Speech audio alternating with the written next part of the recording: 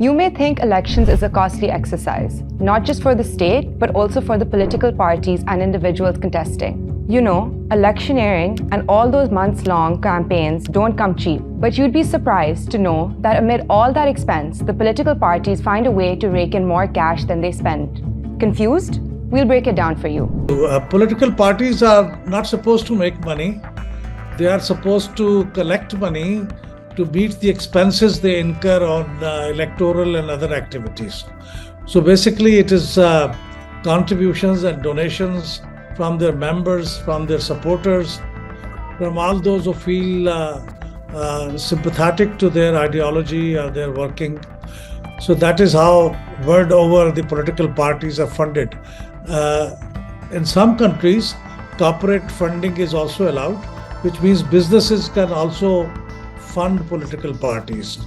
But in our country, although our electoral laws do not bar businesses to fund political parties, but there is companies law which does not allow companies to fund political parties. So practically there are no corporate funding to political parties. Another very strange source of funding which we found in some political parties, a very significant part of their total funding, was the amount of money which they had collected and put in the bank. So they were earning quite a bit of interest on that. So that in some years amounted to almost 90%, over 90% of their total income, which came through the interest through banks. Popular and common source of funding is the members' contribution, the contribution made by their elected MNAs, MPAs or senators. They receive some salary from the Assembly Secretariat, and a part of that salary is then contributed to their parties. Before 2018 general elections, the fundraising game was on fire for almost all major political parties. They managed to pull in more cash than they put out into campaigning. Donations from those people who are not members of the party, but they somehow feel sympathetic to party and they contribute to political parties.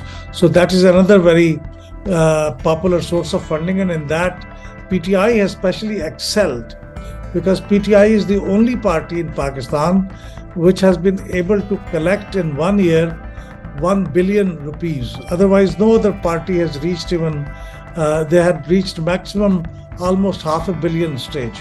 So Pakistan Tehreek-e-Insaf has been able to mobilize overseas Pakistanis and their friends outside the country and collected a lot of donations. Let's start with PTI. They amassed a staggering 600 million rupees while spending about 360 million rupees in the election year. Believe it or not, PTI spending exceeded the combined income of PMLN and PPP. To further break it down, PTI received 334 million rupees from election fees. For more on that, watch our explainer on election fee imposed by political parties here. Moving on, PTI raised 193 million rupees through local donations and 65.81 million rupees from overseas Pakistanis. A significant chunk, about 49.26 million rupees, came from the United Kingdom. Now, let's talk about PMLN. Their total income in 2018 crossed 125 million rupees, with a major chunk of about 119 million from ticket application fees. The party had earned 10.85 million rupees from tickets in 2017 as well. Source of funding of Pakistani political parties is the application fee which they charge from candidates for applying for party ticket in the election, whether it's National Assembly election or a provincial assembly election, and I guess there is similar kind of a fee they charge on local government elections. So that is what the major source of funding is.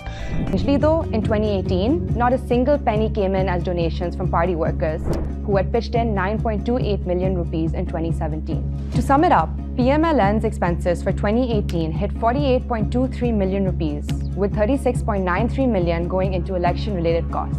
Now onto the PPP, led by Asif Ali Zardari.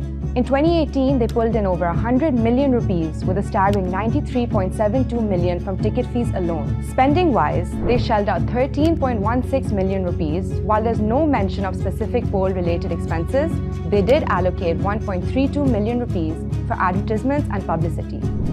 But we keep on hearing anecdotes that people who are looking for party tickets, they give huge donations running into millions to party leadership, to the party, and that is something which is not accounted for in the party accounts.